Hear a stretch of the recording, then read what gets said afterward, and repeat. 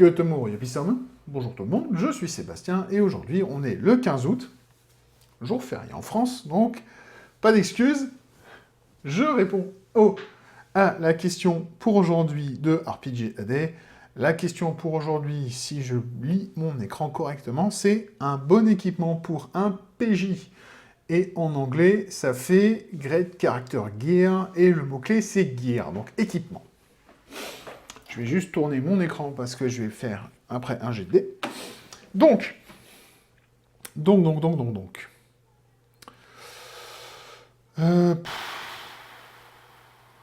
Un jeu avec des équipements de personnages qui sont... Bon. Par défaut, je dirais... Pathfinder DD 3.5 parce que ça fait partie des jeux qui sont sympas pour ça, où le matériel a son importance et où il y a des choses très sympas qui peuvent être faites avec.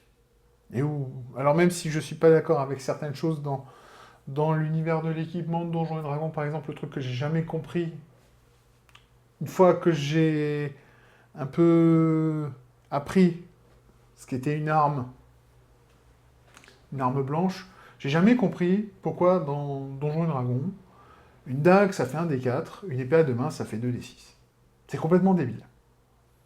Ça c'est quelque chose qui n'a aucune position au niveau de la réalité.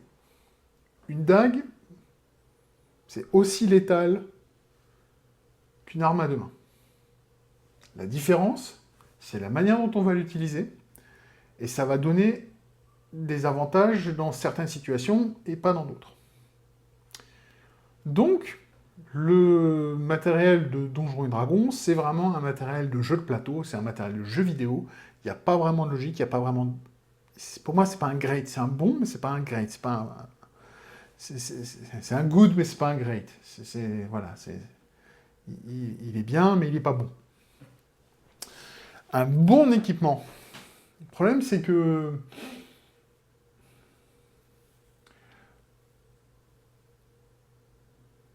Le problème, c'est que j'ai pas trouvé un jeu, enfin, ou un équipement que j'avais trouvé, ah ouais, putain, c'est vraiment énorme, et il faudrait que je trouve un moyen de refaire ça, ou de revoir ça dans d'autres jeux. Par contre, ce que j'aime bien, et je vais rebondir là-dessus, et je pense que je vais me concentrer là-dessus, la solution que j'aime bien dans le côté jeu de rôle, justement, qu'on a vu apparaître dans Pathfinder et dans Donjons et Dragons, c'est les packs. C'est les sacs d'aventuriers ou des choses comme ça. Pour moi, c'est des... Alors, si on suit les règles, je crois que c'est des choses qui sont... Il y a précisément marqué tout ce qui est dedans. Mais pour moi, en tant qu'MJ, c'est un super outil. Parce que je donne cet item générique à mes joueurs, ton pack d'aventurier, là, ton sac d'aventurier, et voilà, on ne se prend pas la tête à ce qu'il y a dedans. Quand le joueur a besoin de quelque chose, il me demande est-ce que c'est dans mon pack d'aventurier ou pas. Alors, c'est sûr, il faut à un moment, en tant qu'MJ, définir ce qu'il va y avoir, au moins dans les grandes lignes, dans ce pack. Et si il y a certains éléments qui n'ont pas été couverts, et que vous ne considérez pas couverts par un pack, mais que le joueur a dit ah non, je ne serai jamais parti sans, qu'est-ce qui vous empêche ça? Et à ce moment-là, c'est un peu du méta-jeu, on est d'accord, mais tu lui enlèves sa valeur de pognon qu'il est censé avoir, puis c'est parti. Tu l'as dans ton inventaire, tu gères le volume, tu gères le poids, c'est pas mon problème, tu l'as dans ton inventaire, tu l'as. Maintenant, qu'est-ce que tu fais avec? Parce que, de toute façon, c'est toujours ça la question, c'est qu'est-ce que tu vas faire avec? C'est pas une question de est-ce que tu l'as ou est-ce que tu l'as pas, c'est qu'est-ce que tu vas faire avec ou qu'est-ce que tu vas faire sans. Et on est rarement dans des situations où un seul objet est vraiment nécessaire. Il y a toujours, généralement, plusieurs moyens, plusieurs solutions pour arriver à quelque chose. Mais ça, c'est un élément que j'adore dans ces jeux, c'est d'avoir ce pactage qui est quand même vachement utile, parce que ça permet de couvrir 95% du temps pour les actions usuelles, Ça, tu l'as sorti de ton sac, tu l'as, c'est pas chier. Voilà. On va pas se prendre la tête à faire de la gestion d'inventaire hyper précise, de la micro-gestion d'inventaire. À ce moment-là, si on doit faire ça, je rajouterais un truc sur mon jeu de rôle, si je devais faire ça, c'est j'en ferais un inventaire Tetris. Donc façon Diablo. En plus d'avoir une limite de poids que vous pouvez trimballer, vous avez un volume représenté par des cases, et chaque objet utilise un certain nombre de cases dans une certaine orientation, genre un carré de 2 cases sur 2, un élément 1 sur 3, 1 sur 4, 2 sur 3, des choses comme ça, et tu te démerdes. Comme ça couvre le volume et le poids, puisque normalement, dans les sacs Donjons et Dragons, par exemple, il y a les deux qui sont indiqués, le volume et le poids.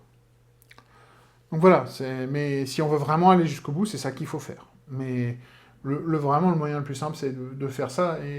Parce que, comme dit, le but, c'est pas d'avoir des discussions sur des discussions de méta-jeu, sur est-ce que je l'ai pris, est-ce que je l'ai pas pris, s'il est dans le pack, il n'est pas dans le pack. L'important, c'est qu'est-ce que tu veux faire pour lui, qu'est-ce que ça doit faire et qu'est-ce que ça doit apporter au jeu, qu'est-ce que ça doit apporter à l'histoire. Alors, il y a certains éléments où il faut que les joueurs vous aient dit qu'ils l'achètent en avance, parce que c'est vraiment des choses trop particulières, genre une monture et ce genre de choses, parce que ça ne sort pas du sac. Ou un chariot, ce genre de choses, mais pour du petit matériel, je vois pas l'intérêt de se prendre la tête. Par exemple, si un joueur me demande s'il a de la corde dans son sac, il va ressortir 2-3 mètres de corde sans trop de problème. S'il a besoin de 15-20 mètres de corde, là, on va commencer à causer. Parce que ça, c'est plus dans le package. Là, c'est beaucoup trop grand. La corde qu'il a, ça doit l'aider à grimper, à faire une toute petite... Enfin, à aider à passer un obstacle. C'est pas grimper un mur, une façade, grimper un flanc de montagne ou grimper un arbre. Ça, c'est... Voilà. Pour ça, il faut du matériel et il faut l'avoir préparé. Voilà. Enfin bon, je pense que j'ai fait le tour.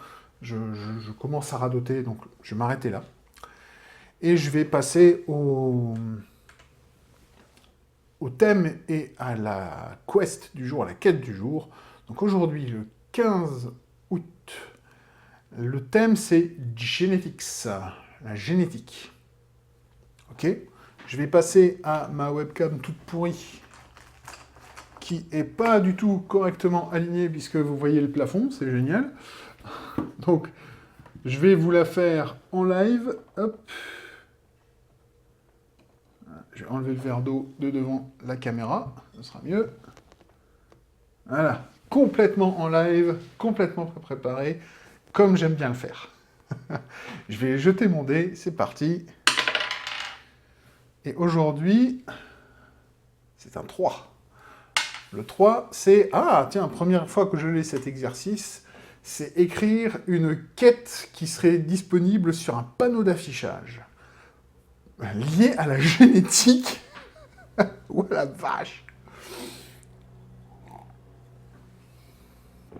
Oh putain, c'est tordu.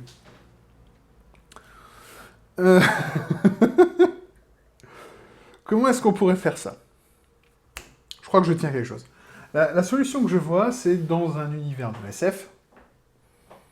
Donc, n'importe lequel. Hein. Je fais pas de... J'ai pas d'idée précise de ce côté-là. Ça peut être du Star Trek, ça peut être du Star Wars, ça peut être du Bounty Hunter. Pour moi, c'est kiff-kiff bourricot dans ce cas-là. Et donc, qu'est-ce qui pourrait être lié à une quête liée à la génétique? J'en vois deux. Il y a le classique, c'est aller chercher un spécimen de quelque chose pour un labo de recherche génétique. Ça, c'est un grand classique et c'est pas très intéressant. Enfin, c'est intéressant si ça vous sert d'accroche pour emmener les joueurs quelque part et qu'il va y avoir quelque chose en plus de cette mission-là. Parce que sinon, il n'y a pas beaucoup d'intérêt à la faire.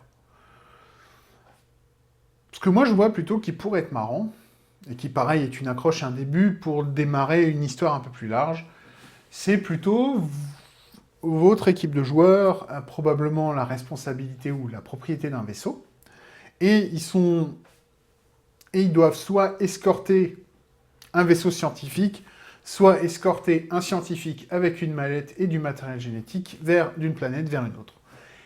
Et bien sûr, c'est là que tout va mal se passer, puisque soit le vaisseau va se faire attaquer, soit le scientifique en question va se faire enlever, enfin bon, voilà. Et on va démarrer le scénar et l'histoire.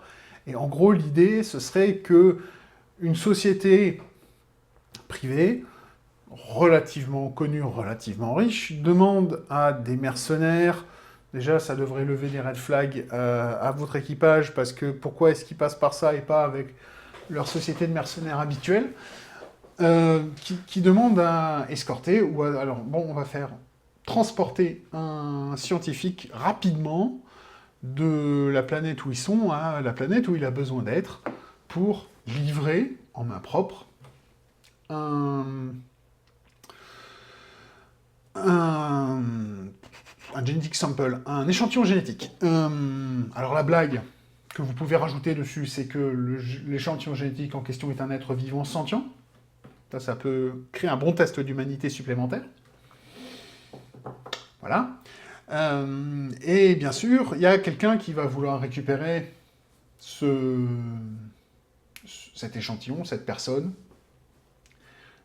puisque, de toute façon, la plupart du temps, quand vous faites un scénario, on suit la structure de quelqu'un essaie de faire quelque chose avant une échéance, ou une date butoir, ou quelque chose, pour pouvoir réussir une tâche. Et donc là, voilà. Pourquoi est-ce que, par exemple, on va essayer de le définir. Alors pourquoi est-ce que notre scientifique qu'on va appeler, je sais pas moi, bon, je vais pas lui écrire un nom, mais on va l'appeler Bruno, tiens, voilà. On va l'appeler Bruno. Pourquoi est-ce que Bruno, il a besoin d'aller de la planète Terre au, je sais pas moi, à une station de recherche qui est en orbite de Mars? Pourquoi? Ça, il ne va pas vous le dire. Il vous demande juste il demandera juste au joueur de faire le mouvement. Mais pourquoi? Eh bien, en fait, l'échantillon génétique en question, c'est une personne qu'ils ont trouvé étant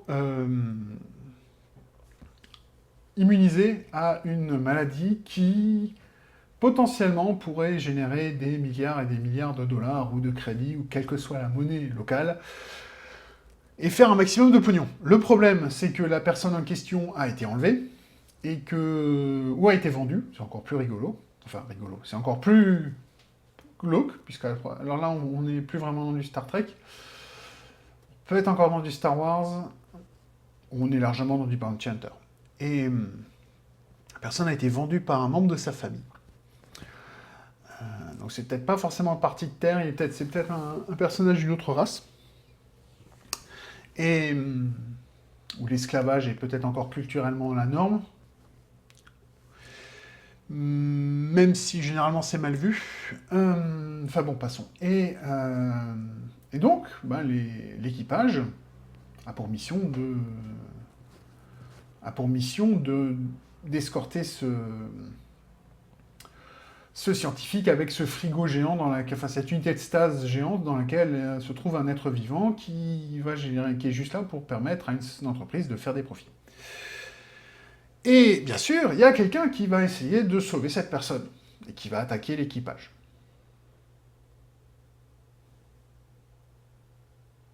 Et donc, il va s'en passer des choses, des discussions et des bottages de cul, dans un sens ou dans l'autre. Et donc voilà. Je pense que ça fait une bonne accroche, ça fait un bon petit scénar, c'est un classique. Alors on est plus dans de la SF dystopique, mais après vous pouvez adapter, changer les choses, il n'y a pas de souci. Vous pouvez faire que c'est quelque chose de toujours vivant, mais par exemple un truc végétal, que ce soit une plante quasiment éteinte d'une autre planète, et qu'on a découvert qu'elle aide à la fabrication d'un remède d'une maladie humaine qui n'est pour l'instant, genre par exemple, je sais pas moi, certains cancers. même si la grande majorité des cancers dans le futur est censée être déjà battue, mais enfin bon, voilà, ou des maladies liées à la dégénérescence neuronale ou des choses comme ça, ou guérir ou régénérer certains nerfs carrément, des choses comme ça, vous pouvez aller loin. Puis voilà, et donc on a, est-ce qu'on détruit une partie d'un écosystème pour sauver l'humanité, ou est-ce qu'on essaie de sauver l'écosystème et qu'on continue de pourrir la vie, et de, maintenant qu'on sait qu'il y a cette solution-là, voilà. Ça fait partie des discussions et des tests intéressants dans lesquels c'est intéressant de pousser les joueurs. Voilà. Je vais m'arrêter là. Je pense que j'ai répondu à la question.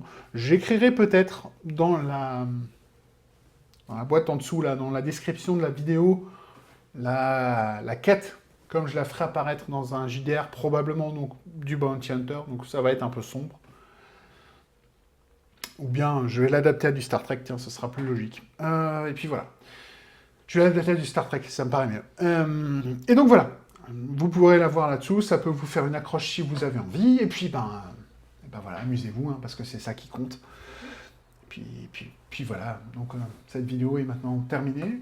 Comme d'habitude, je vous souhaite de trouver ce qui vous rend heureux. Et en attendant ma prochaine vidéo, eh ben, je vous dis à tous à demain. Ou plutôt, comme on dit chez moi, bis mourir.